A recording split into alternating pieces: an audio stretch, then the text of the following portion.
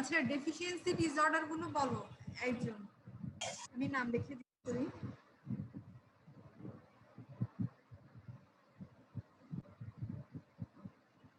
Role 12 present ma'am.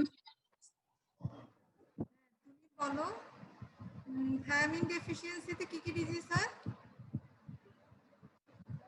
জি ma'am. Thymine ডেফিসিয়েন্সিতে কি কি disease হয়?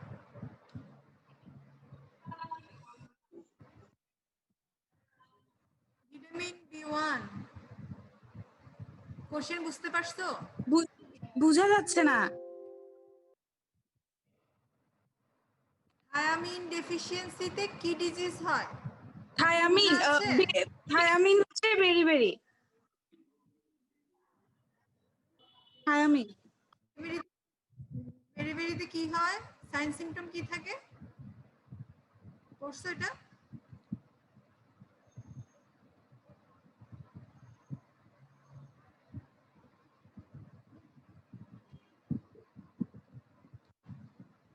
আচ্ছা রোল 20। জি ম্যাম। রোল 20। হ্যাঁ রোল 20 বলো আয়রন ডেফিসিয়েন্সিতে কি ডিজিজ হয়? আয়রন ডেফিসিয়েন্সিতে হচ্ছে অ্যানিমিয়া হয়। এটা কোন ধরনের অ্যানিমিয়া তোমরা পড়ে আসছো সেজন্য জিজ্ঞেস করছি। Nutritional anaemia. নিউট্রিশনাল কিন্তু ম্যাক্রো মাইক্রো আর নর্মোসাইটিক এই তিনটার মধ্যে কোন ধরনের?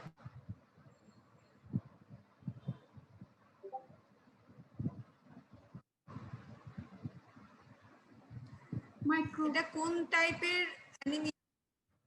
Microcytic hypochromic. মাইক্রো কেন? সেলগুলোর আকার ছোট হয়ে যায় তাই তো? মাইক্রোসাইটিক কেন বলে এটা জানো?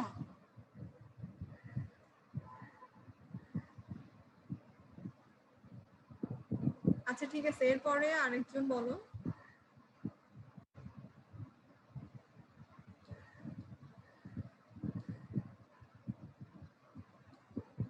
রোল 13।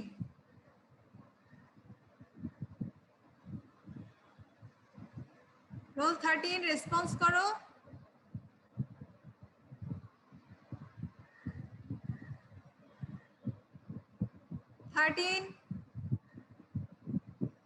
থার্টিন নাই স্ক্রিনে তো দেখা যাচ্ছে। আসসালামু আলাইকুম ম্যাডাম। ওয়ালাইকুম আসসালাম। কোথায় ছিল? ম্যাম ছিলাম। 13 বলতেছে নাকি 30 বলতেছে এটা বোঝাচ্ছিল না, নেটওয়ার্ক প্রবলেম। আচ্ছা তুমি বলো ফলিক অ্যাসিডের সোর্স।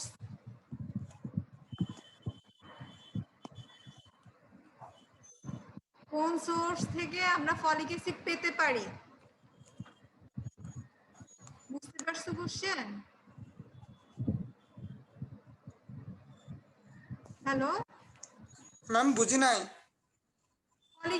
ফলিক অ্যাসিডের সোর্স বলো, তোমাকে জিজ্ঞেস করছি। ম্যাম কচু শাক, the green leafy vegetable, fruits, তারপরে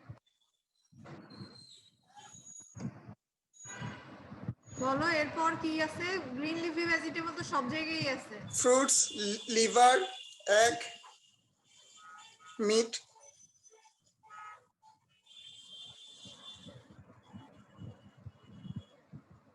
কি ডিজিজ হয় এটা ডেফিসিয়েন্সিতে? ম্যাম অ্যানিমিয়া হবে। ধরনের অ্যানিমিয়া? মেগালোব্লাস্টিক। আচ্ছা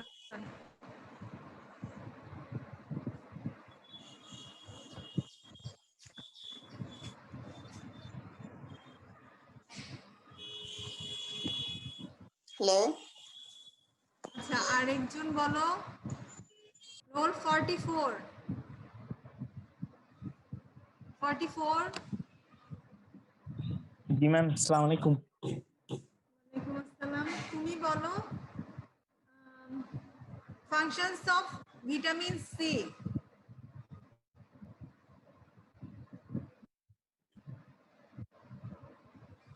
কোশ্চেন বুঝতে পারছো? হ্যাঁ ম্যাম, আরেকবার রিপিট করেন।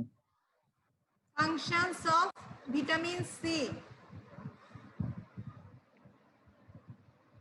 বুঝে গেছে? ফাংশনস অফ ভিটামিন সি জি, হ্যাঁ বলো। অ্যান্টিঅক্সিডেন্ট হিসেবে কাজ করে। তারপরে হচ্ছে কোলাজেন ফর্মেশনে সাহায্য করে। আর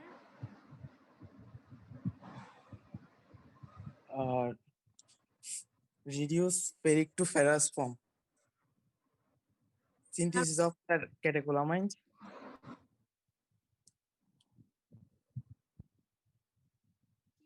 হয় এটা ডেফিসিয়েন্সি হলে স্কারবি। স্কারবির কমন সিম্পটমটা বলো তো?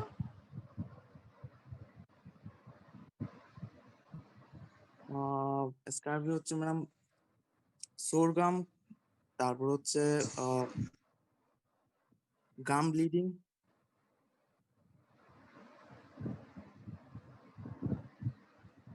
আচ্ছা, তারপরে হচ্ছে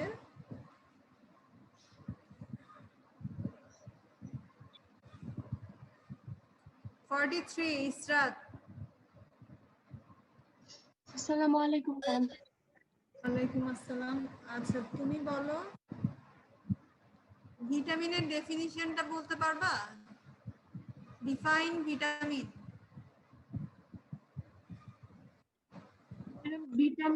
Vitamin are chemically unrelated organic compounds that cannot be synthesized in adequate quantities by human and must be supplied by the diet.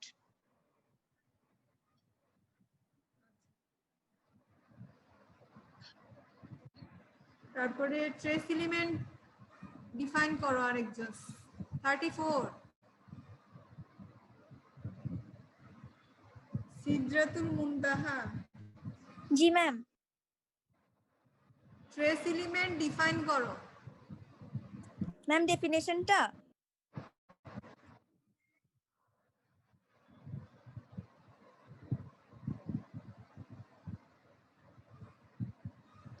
the elements that required in the body in quantity less than a few milligrams that called the trace element, যেমন ma'am cobalt, nickel, zinc, তারপর হচ্ছে iodine, iron etcetera.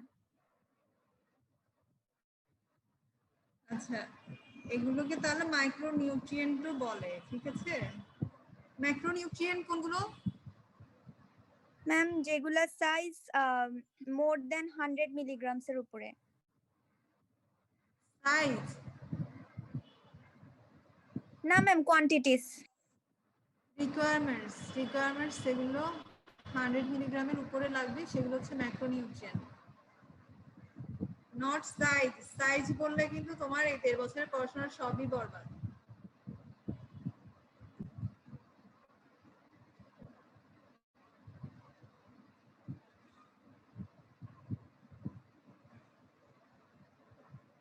আচ্ছা আরেকজন বলো। Role 38।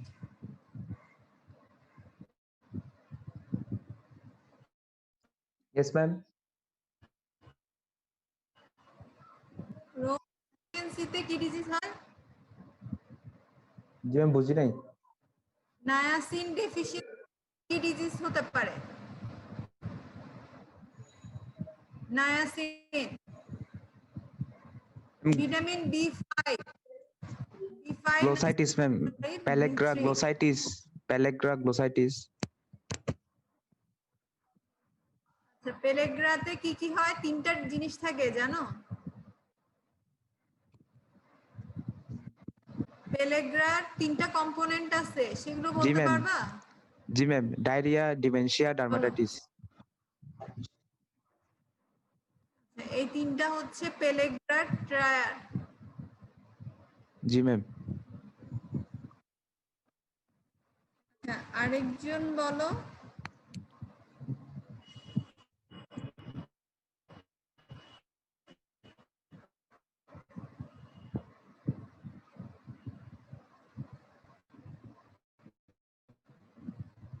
মুকুট 33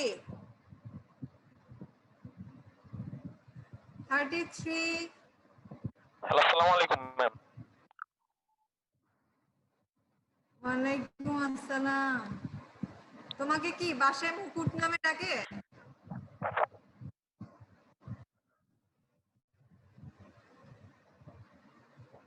hello, campus সবাই আরেক ডাকে। তোমাকে বাসায় হ্যাঁ কি নামে ডাকে তোমাকে? হ্যালো, তোমাকে বাসায় কি নামে ডাকে? শুনতে পাচ্ছ? ম্যাম বাসায় সবাই মুকুট নামে ডাকে, আর ক্যাম্পাসে কেউ কেউ মুকুট ডাকে, আবার কেউ কেউ আরিফ বলেও ডাকে। আচ্ছা আচ্ছা, তোমার নামটা কে রাখছে?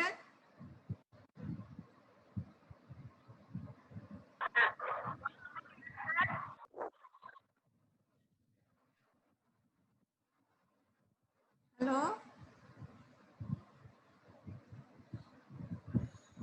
হ্যালো,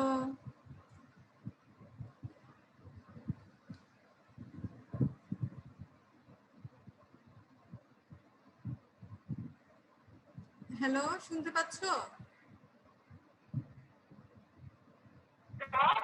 হ্যালো হ্যালো হ্যালো, আচ্ছা ঠিক আছে, তোমাকে তো জিজ্ঞেস করি নিউরোপ্যাথি করে কোন কোন ভিটামিন গুলো? নিউরোপ্যাথি হয় কোন কোন ভিটামিনের ডেফিসিয়েন্সিতে?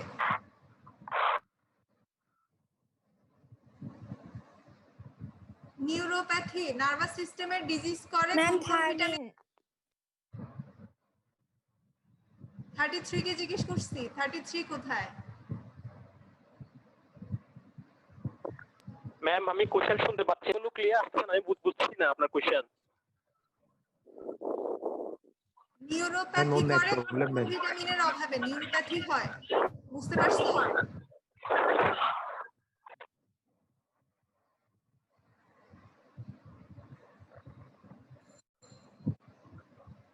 আচ্ছা ঠিক আছে, আরেকজন আসো, মিশকাত ইলাহি 24।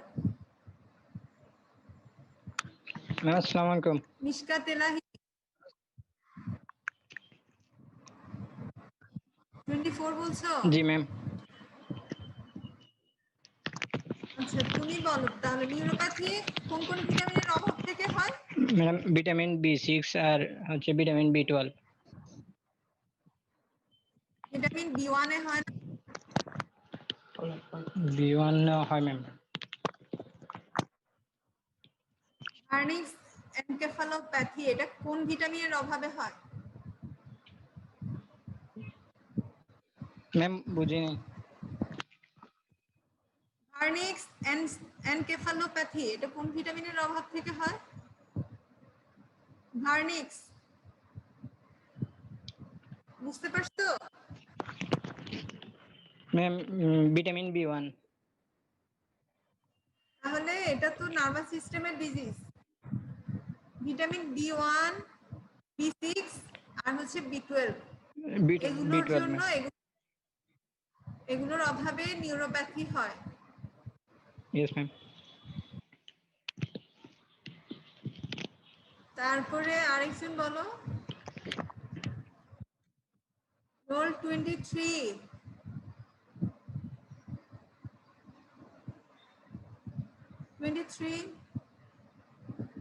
ম্যাম 23 নাকি ম্যাম বারবার জয়েন দেওয়ার ট্রাই করতেছে, ওর নাকি নেটওয়ার্ক প্রবলেম।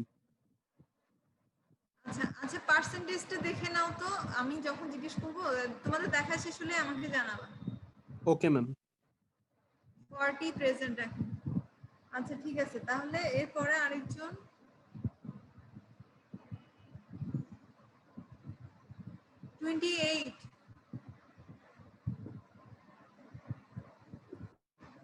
আসসালামু আলাইকুম ম্যাম। ওয়ালাইকুম আসসালাম। বলো ভিটামিন এর অভাবে কি কি রোগ হয়? ম্যাম ভিটামিন এ, হ্যাঁ ভিটামিন এ। ম্যাম ভিটামিন এর অভাবে হচ্ছে যে জেরোফথ্যালমিয়া। তারপরে আর কি হয়? অনেকগুলো ডিজিজ হতে পারে। Night blindness. এগুলো হচ্ছে অকুলার। এক্সট্রা অকুলার কি কি হতে পারে? চোখের বাইরে কি কি ডিজিজ করতে পারে? স্লাবগুলার হচ্ছে টট স্কিন তারপরে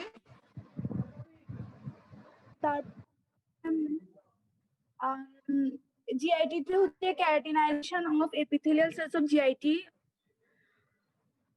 তারপরে ইম্পোটেন্সি, রিটার্ডেশন।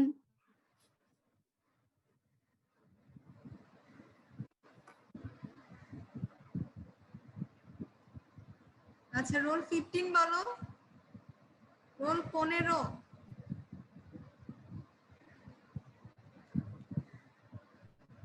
ম্যাম আসসালামু আলাইকুম। ওয়ালাইকুম আসসালাম।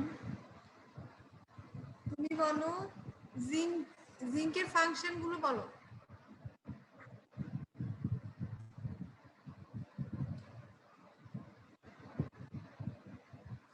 ফাংশনস অফ জিঙ্ক বুঝতে পেরেছো? Cofactor of enzyme.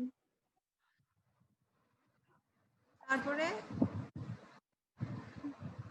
কিন্তু অনেক মূল্যবান একটা মিনারেল, এটার ফাংশনও অনেক বেশি, জানতেই হবে। Supports gonadal activity, cell growth. তারপর আর কি আছে? কোন হিলিং এ হেল্প করে।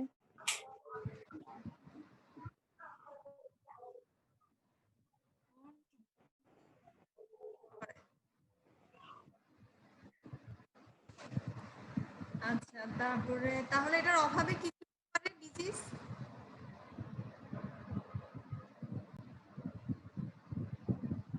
এটার অভাবে কি ডিজিজ হতে পারে?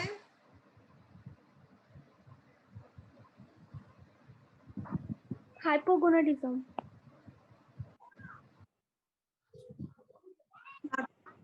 গ্রোথ ফেলার, ইনফার্টিলিটি। ডায়রিয়া হতে পারে।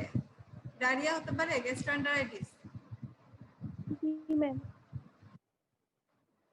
লেখা আছে তোমার বইয়ে গ্যাস্ট্রোএন্টারাইটিস এর কথা?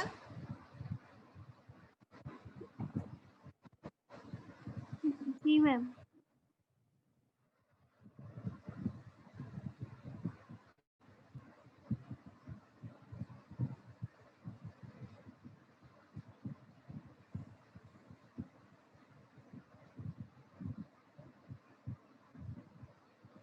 আচ্ছা, আরেকজন আসো। রোল 8। আসসালামু আলাইকুম ম্যাম। ওয়ালাইকুম আসসালাম। আচ্ছা, তুমি একটি ফর্ম অফ ভিটামিন পড়ছো অথবা কোএনজাইম অফ ভিটামিন?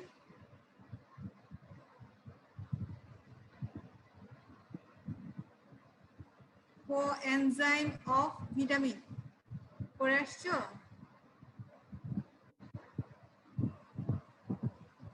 না ম্যাম, তো দেখা হয়নি। এটা কিন্তু ইম্পর্টেন্ট, পড়তে হবে।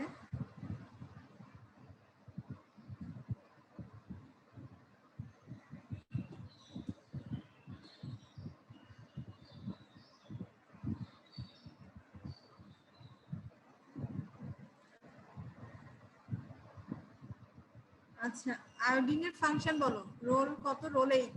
আয়োডিনের ফাংশন বলো।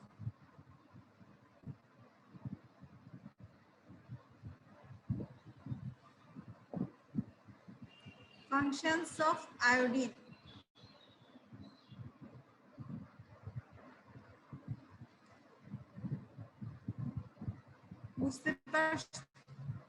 বুঝতে পারছো? রোল 8 ইসমাম আমির। আমার কথা ক্লিয়ার হয়েছে তোমার কাছে? জি ম্যাম, শুনতে পাচ্ছি ম্যাম। আয়োডিনের function ma'am synthesis of thyroid hormone, then it is a component of heme. তাহলে এটার ডেফিসিয়েন্সি হলে কি ডিজিজ হবে?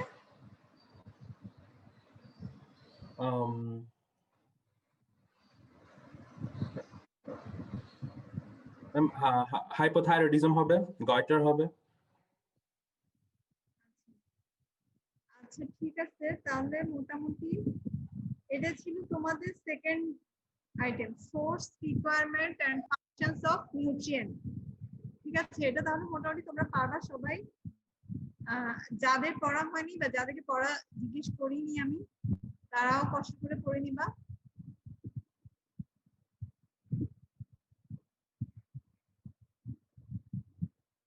আর হচ্ছে তোমাদের এই ক্ষেত্রে আরেকটা জিনিস জানতে হবে, requirements, calorie requirements of different age group.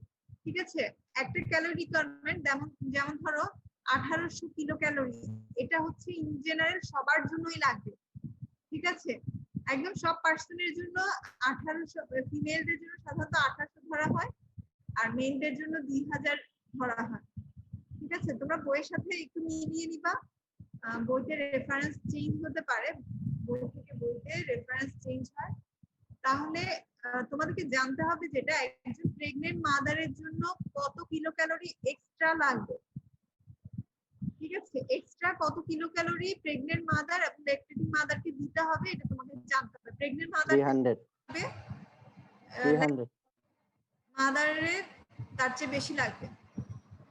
বুঝে গেছে? তাহলে এই ক্যালোরি রিকোয়ারমেন্টের ক্ষেত্রে এটা একটু তোমাদের জানতে হবে। আর তোমরা কি থার্ড ইয়ারে পেডিয়াট্রিক্স এর বইটা কিনছো সবাই? Abid Hossain Molla? No ma'am. No ma'am.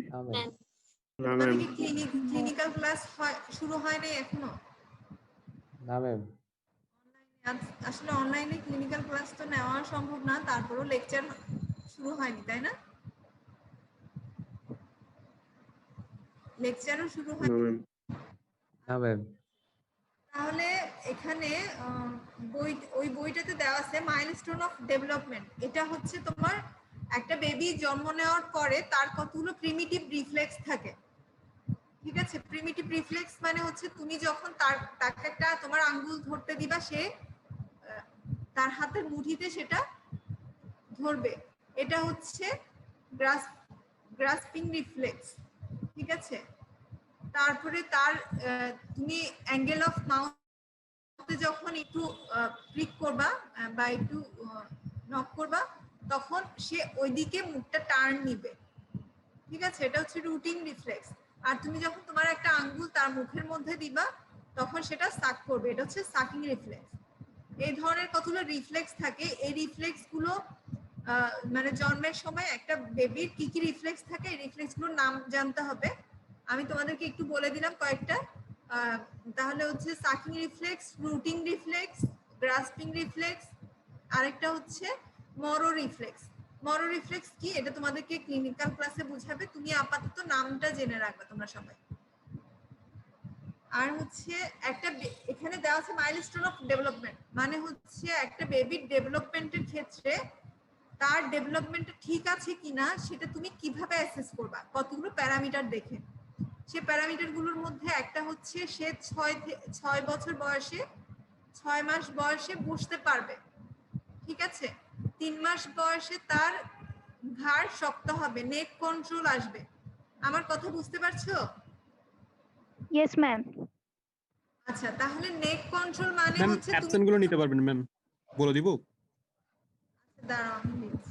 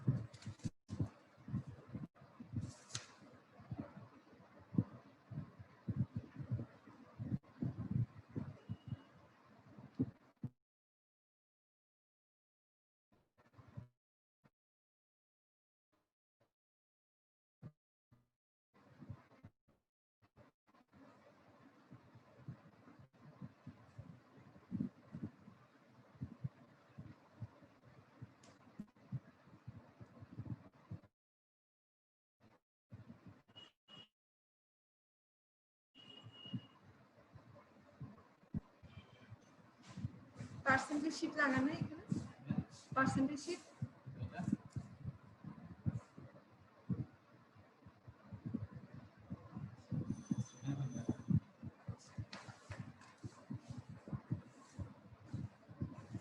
আচ্ছা বলো অ্যাবসেন্ট কারা বলো ম্যাম অ্যাবসেন্ট হচ্ছে ম্যাম রোল 6 রোল 6 রোল 6 এর পর হচ্ছে ম্যাম 14 টানা অ্যাবসেন্ট থাকে তারপরে ম্যাম কোনো কষ্ট তো জানাই নেই ম্যাম রোল 6 দেন ম্যাম রোল 14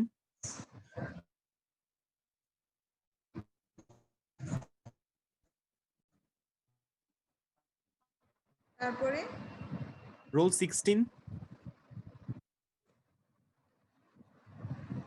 হ্যাঁ তারপর 31 এই আমি আছি ম্যাম 31 আছে তাহলে ম্যাম 31 আছি তাহলে ম্যাম রোল 39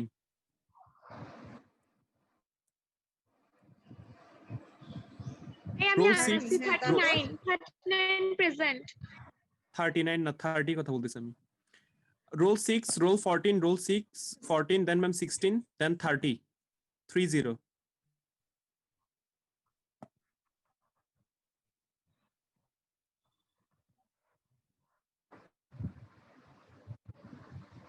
30 পর হচ্ছে ম্যাম 35 37 47 30 পর হচ্ছে ম্যাম 35 37 47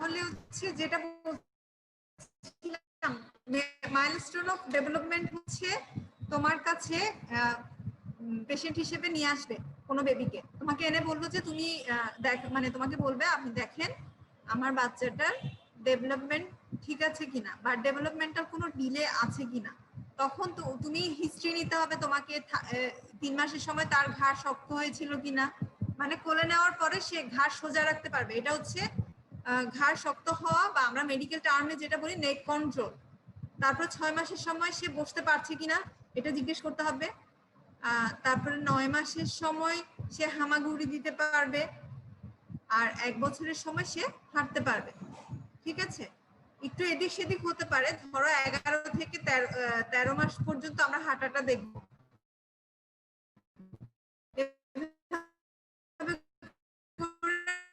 একটা রেঞ্জের মধ্যে থেকেও যদি তাহলে ডেভেলপমেন্ট ডিলে ধরে নিতে হবে এই জিনিসগুলোই হচ্ছে তোমার মাইলস্টোন অফ ডেভেলপমেন্ট মানে তুমি কোন কোন মাইলস্টোন গুলো দেখে ঠিক করবা যে তার ডেভেলপমেন্ট ঠিক আছে আর রোড টু হেলথ চার্ট এটা হচ্ছে তোমাদের থার্ড আইটেমে কন্টেন্ট এগুলো রোড টু হেলথ চার্ট হচ্ছে তোমাদের যখন প্র্যাকটিক্যাল হবে তোমাদেরকে একটা চার্ট দেখানো হবে এটা এখন ক্লাসে দেখার দরকার নেই প্র্যাকটিক্যালের সময় তোমাদেরকে আমরা দেখাবো এটা তারপর হচ্ছে assessment of nutritional status growth monitoring এটা আমি নেক্সট ক্লাসে বলবো ইনশাআল্লাহ আর হচ্ছে তোমাদের তাহলে আজকে আমরা কার্বোহাইড্রেট নিয়ে একটু কথা বলি কার্বোহাইড্রেটের ক্ষেত্রে যা যা করতে হবে তোমরা মোটামুটি পড়ছো সেগুলো তোমরা কি ডায়েটারি ফাইবার পড়ে আসছো তোমাদের ফার্স্ট পেজে Yes, ma'am. Yes, ma'am. Yes, ma'am. Dietary ফাইবারের রিকোয়ারমেন্ট কত একজন বলো daily requirement Yes, ma'am. Ma'am, 150 gram. 150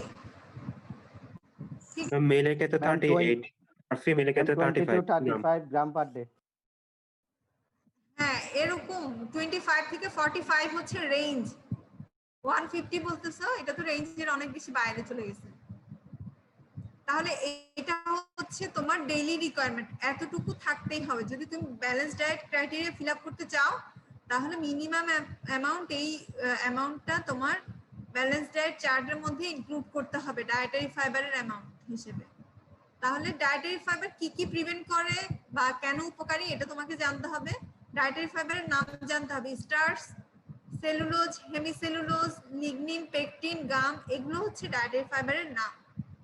ঠিক আছে, এগুলো পলি স্টার্চ হিসেবে পাওয়া যায়।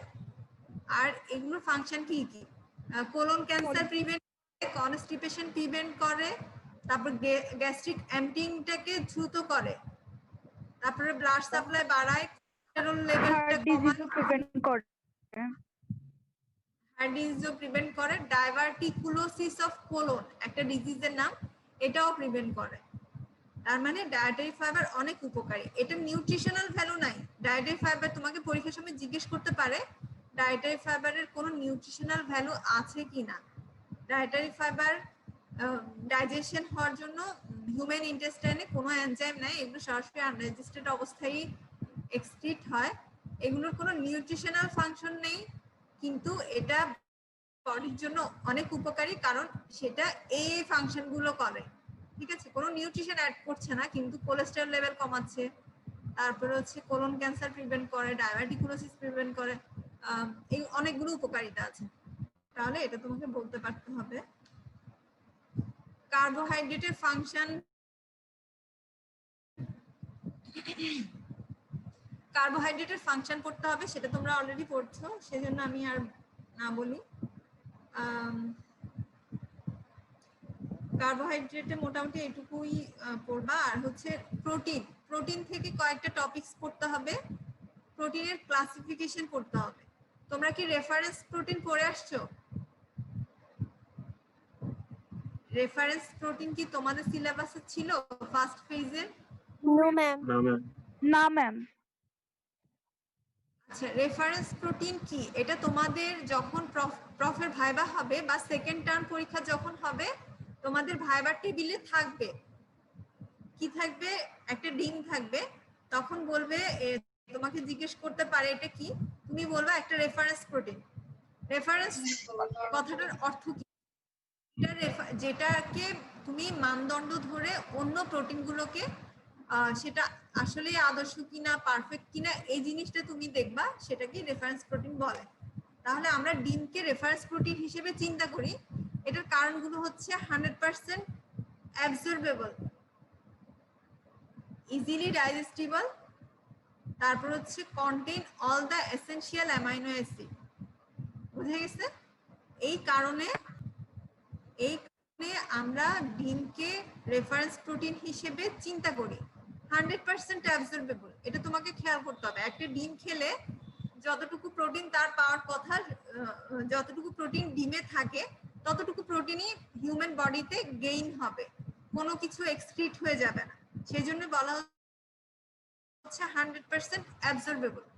তারপর digestible, contain all the essential amino acid, তাহলে অনেক উপকারিতা। যদি এসেনশিয়াল অ্যামাইনো অ্যাসিড গুলো প্রোভাইড করতে পারে সবগুলো, তাহলে সেটা রেফারেন্স প্রোটিন হবে। ঠিক আছে, এই ক্রাইটেরিয়া গুলো যারা ফিল আপ করবে তারা হচ্ছে রেফারেন্স প্রোটিন। কিন্তু ডিম ছাড়া আর কোনো প্রোটিনই এই ক্রাইটেরিয়া গুলো ফিল আপ করে না, সেজন্য ডিমকে শুধুমাত্র আমরা রেফারেন্স প্রোটিন হিসেবে ধরে নেই। তারপরে হচ্ছে প্রোটিনের ক্লাসিফিকেশন আছে, এই ক্ষেত্রে প্রোটিনের ফাংশনও কিন্তু তোমাদেরকে পড়তে হবে। ঠিক আছে, তারপর প্রোটিনের ক্লাসিফিকেশন হচ্ছে তোমার first class protein, second class protein, এটুকু পড়ছো তোমরা? ফার্স্ট ক্লাস আর second class protein? Yes ma'am. আচ্ছা, ফার্স্ট ক্লাস প্রোটিন কোনগুলোকে বলি, কেন বলি বলো তো একজন? 32 বলো।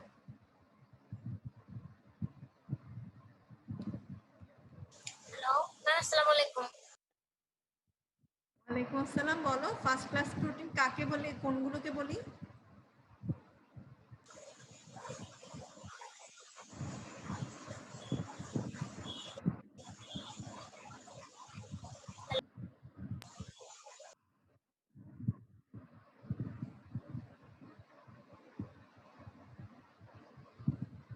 কথা আসছে না। Hello ma'am. হ্যালো, হ্যাঁ বলো, শুনতে পাচ্ছি। ফার্স্ট ক্লাস প্রোটিন বলো।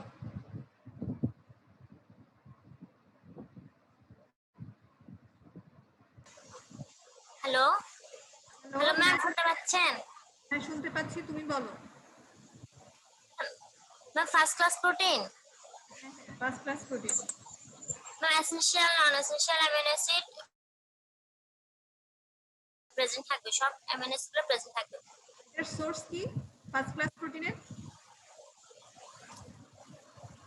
জি ম্যাম। সোর্স কি হবে? ফার্স্ট ক্লাস প্রোটিনের সোর্স কোনটা? Ma'am, meat, egg. সরাসরি কথায় যদি তুমি বলো তাহলে animal source. Protein, animal source অথবা অ্যানিমাল প্রোটিন গুলোকে আমরা ফার্স্ট ক্লাস প্রোটিন হিসেবে ধরি, ঠিক আছে?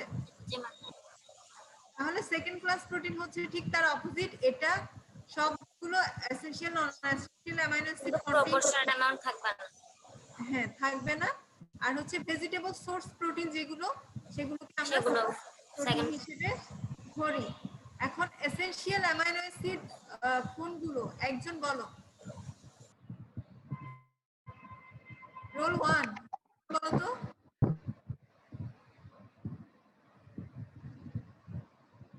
Role 1।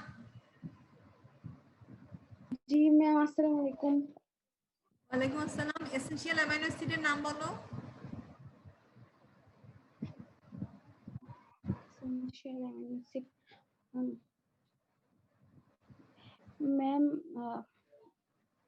valine, tryptophan, valine, phenylalanine, methionine, isoleucine, lysine, ma'am, threonine, etc. কয়টা টোটাল? ম্যাম 20টা। 20টা এসেনশিয়াল অ্যামাইনো অ্যাসিড। ম্যাম 8টা। এসেনশিয়াল অ্যামাইনো অ্যাসিড হচ্ছে 8টা আর সেমি এসেনশিয়াল হচ্ছে 2টা। অনেক বই এসেনশিয়াল গুলোকে এসেনশিয়াল হিসেবে কাউন্ট করে, কিন্তু মেইনলি এসেনশিয়াল অ্যামাউন্ট হচ্ছে 8টা। তাহলে তোমার তো সব আসলো না, আরেকজন বলো তো। রোল 3 বানান। জি ম্যাম, আসসালামু আলাইকুম। ওয়ালাইকুম আসসালাম। তুমি নামগুলো বলো এসেনশিয়াল অ্যামাইনো অ্যাসিডের। Ma'am, methionine, tryptophan, threonine, valine, phenyl alanine, isoleucine, leucine, lysine. এটা হলো 8টা হইছে। জি ম্যাম। আর সেমি এসেনশিয়াল কোনগুলো তাহলে? ম্যাম, সেমি এসেনশিয়াল হচ্ছে আর্জিনিন আর হিস্টিডিন। তারপরে হচ্ছে প্রোটিনে মোটামুটি এগুলোই জানতে হবে। আর ফ্যাটের ক্ষেত্রে জানতে হবে হচ্ছে ম্যাম রোল 30 আর রোল 35 ম্যাম জয়েন দিছে। 30 আর 35 ম্যাম।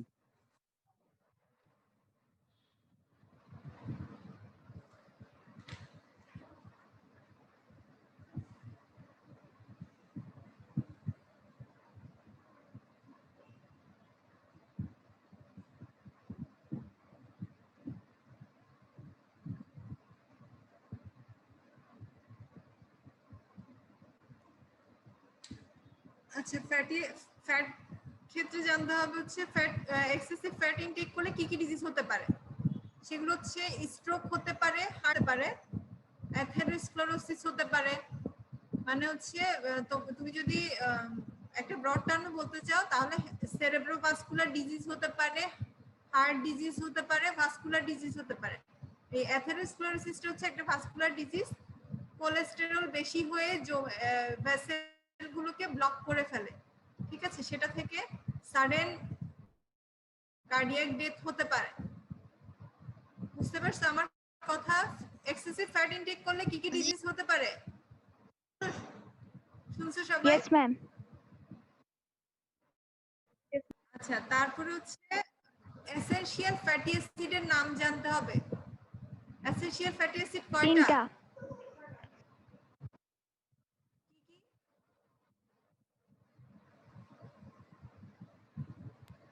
তিনটা নাম কি কি?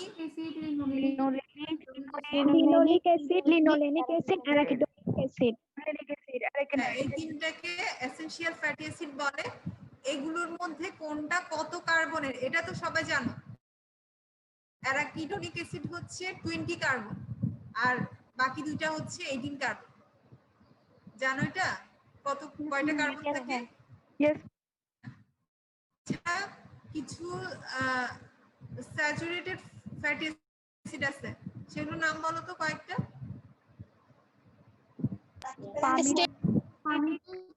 Palmitic acid, oleic acid. Palmitic acid, stearic acid, butyric acid, acetic acid. আচ্ছা, আর এসেনশিয়াল ফ্যাটি অ্যাসিড গুলোকে আমরা আরেকটা কি নামে Polyunsaturated fatty acid. Polyunsaturated fatty fatty acid. হ্যাঁ, এগুলো হচ্ছে বডির জন্য ভালো। পলিআনস্যাচুরেটেড ফ্যাটি অ্যাসিড গুলো বডির জন্য ভালো, আর স্যাচুরেটেড ফ্যাট যেগুলো বা স্যাচুরেটেড ফ্যাটি অ্যাসিড এগুলো বডির জন্য খারাপ।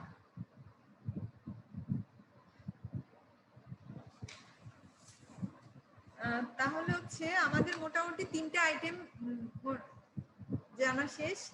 তোমাদের কি নিউট্রিশনাল ডেফিসিয়েন্সি ডিসঅর্ডার পড়াইছে ফার্স্ট পেজে? তোমাদের সম্ভবত ওগুলো ছিল না। ফার্স্ট পেজে কি তোমরা পড়ে আসছো nutritional deficiency disorder? Yes, ma'am. Yes, ma'am. Nutritional anaemia, তারপর হচ্ছে প্রোটিন এনার্জি ম্যালনিউট্রিশন, এগুলো কিভাবে প্রিভেন্ট করে, কিভাবে Protein ট্রিটমেন্ট করে। energy পড়ানো হয়েছে। আচ্ছা, আর গুলো সম্পর্কে পড়ানো হয় নাই, নেক্সট ক্লাসে আমি ওগুলো পড়াই দিব। আর হচ্ছে তোমরা তোমাদের জন্য পড়া থাকবে তাহলে প্রোটিন এনার্জি ম্যালনিউট্রিশন, যেহেতু পড়ছো তোমরা, ওখানে যেটা সবচেয়ে ইম্পর্টেন্ট ছিল classification of protein energy malnutrition, ঠিক আছে? আর difference between kwashiorkor and marasmus, এই দুইটা তোমাদের জন্য পড়া থাকবে, হোমওয়ার্ক থাকবে, সবাই দেখে আসবা, ঠিক আছে ম্যাম? আচ্ছা ঠিক আছে, তাহলে আজকের মতো ক্লাস। হ্যাঁ বলো। আসসালামু আলাইকুম ম্যাম, আমি রোল 30 ম্যাম, আমি 12:20 থেকে নেট স্লো হয়ে গেছে, আমি ঢুকতে পারি না। আমি ঢুকছি হচ্ছে 12:34-এ। আমার প্রেজেন্ট একটু দেন। রোল 30? জি ম্যাম। আচ্ছা ঠিক আছে, দিয়ে দিচ্ছি। আসসালামু আলাইকুম। ওয়ালাইকুম আসসালাম। তাহলে আল্লাহ হাফেজ সবাইকে। তোমাদের আজকের ক্লাস এতটুকু পর্যন্ত। নেক্সট ক্লাসে যেটা পড়া দিলাম সেটা সবাই পড়ে আসবা, Okay, ma'am. ঠিক আছে? আসসালামু আলাইকুম ma'am. Ma'am, assalamu alaikum. Assalamualaikum.